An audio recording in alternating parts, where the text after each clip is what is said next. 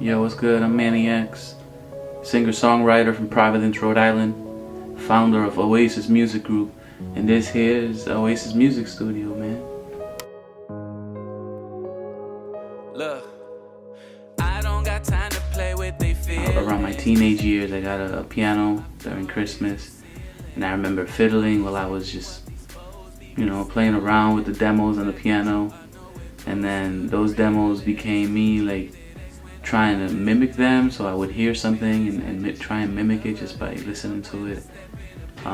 Eventually, it just became something I was passionate for. I started learning how to read a little bit, just enough to understand what the notes were, and then that just kind of helped me grow. Many architects, not enough builders, can't even stand our faces without using filters.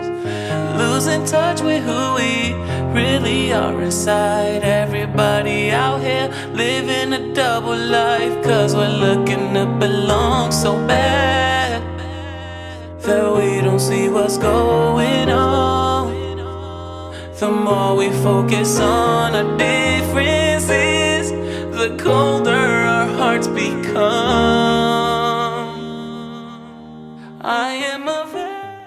I grew up in church, and when I was like 14, I started playing piano with the church band, and that's when I really started learning like what music was.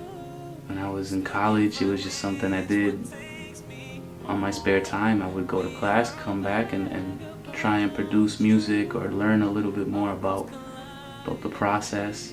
Well, 2008, I started actually sharing my music. I had been like working on it since high school, but I started becoming a little bit more brave with sharing it around 2008.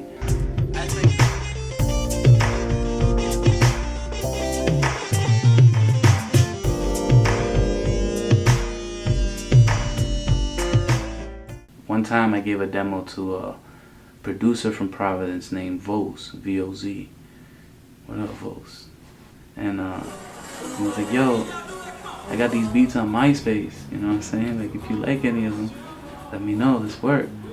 So I checked out his MySpace and I saw this beat, Forever Yours, and there's something about it. I was like, man, I've never written to something like this, you know? So I took a chance. He titled it Forever Yours. So to me, it was like, all right, well, we'll talk about that. Let's talk about being forever somebody's, you know?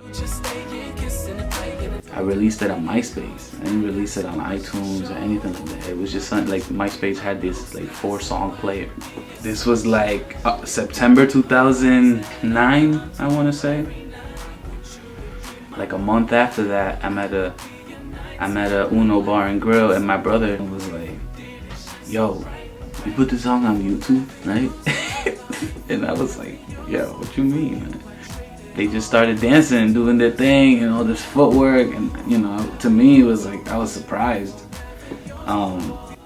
because they weren't from anywhere around my city. Like they were from across the country, like in Utah or something like that. So it caught me by surprise. I wasn't ready. I didn't even open up a YouTube channel until that happened. Until I stumbled across the video on someone else. So that kind of inspired me heavy, because that was the first time where that connection piece was real. It wasn't something I forced. Like, I didn't share it directly with that person. I didn't pay him or know anybody that was doing it. It was just so organic, and that song just kind of blew up from there. It was just a bunch of videos of people from all over the country sea walking to the beat.